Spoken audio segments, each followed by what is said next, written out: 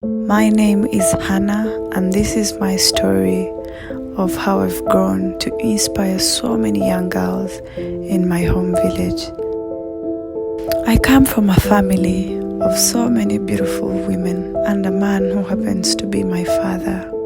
At the age of 2, tragedy happened to strike my family when we lost my mother to cancer. I come from a society that supports forced marriages. So when my mother died, everyone in the community thought that my sister's next plan was marriage. Little did people know that we had a father that would do anything to see us succeed. My dad was a herdsman. My father worked tirelessly to see that all my sisters and I got what to eat and also attained school. When I made 3 years old, my father proposed to me the idea of starting school. I was very excited because I would see my sisters every morning trek to school, and I wondered how it felt like to go to school. So the first day of my school wasn't that interesting because I walked for almost 15 kilometers from home to school. After school in the evening, we found a lot of visitors that had come to ask my sister's hand in marriage. My sister was just 12 years old. My dad got scared after receiving the news. My dad took my sister to a faraway school to save my sister from being married at a very young age, and that is the same thing he did for my fellow sisters. So many girls who would go to school. By the time we finished, most of the girls that I studied with in the same class were married.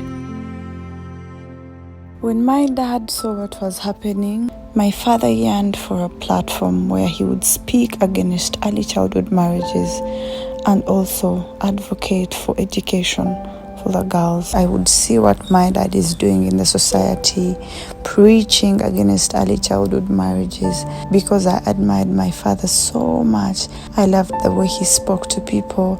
I loved the way he expressed himself, and I felt like I would want to be that person in future. When I finished school, the chance presented itself to me. After being crowned as Miss Uganda, I went back to my hometown, and most of the people were very happy for me and excited. But little did they know that their children would have even become the same thing or even more if they educated them. But most of the parents were like, they do not have a secondary school. Due to my continuous preaching and also requesting the parents to educate girls, we are launching the first ever secondary school in my home village, named Chinoni Secondary School. Behind me is the land that was donated to us by the community members of Chinoni village in my home district, and this building is the first ever secondary school that was built in my home village.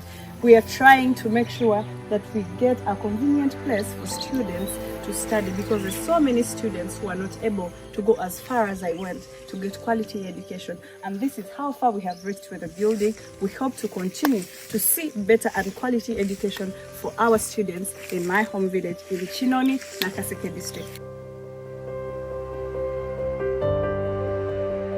Together with the Miss Uganda Foundation, we've also managed to launch career talks where we talk to most of the girls across the country, and we do classes that help them in so many things. We talk about menstrual hygiene and health. We talk about reproduction. We talk about self-esteem, confidence, and also advise them to stay in school in case they want to achieve anything higher. We give them sanitary towels, soap, knickers, and also show them how to use them.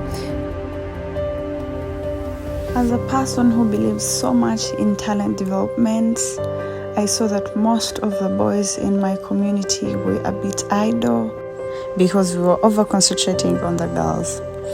We launched the first ever Hannah Karema tournament where we get so many boys from different communities to come and play football, where the winner gets to win a prize. I must say that it has been an amazing journey for me working with the Miss Uganda Foundation and also learning so much from lots of the girls I've been meeting. As a queen, this is the true beauty with a purpose.